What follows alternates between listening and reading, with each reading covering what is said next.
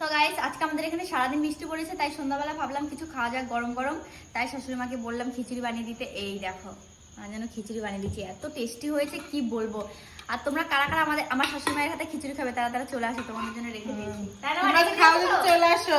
এই দেখো খিচুড়ি রান্না করেছি কত সুন্দর করে, এই যে এখানে দেখো। শেষ হয়ে গেছে। কেমন লাগছে ও খেয়ে? এক থালা ভালো নিয়েছে, আমি লাগছে এক দেখ। বাটি নিয়েছি। দাঁড়াও, সেই টেস্ট হয়েছে। আর বলতে হেভি সব দিয়েছি, সব ডাল চাল সব মশলা দিয়ে ভেজে নিয়েছি, নিয়ে একবারে প্রেসারে দিয়েছি, প্রেসারে সিটি মেরেছি।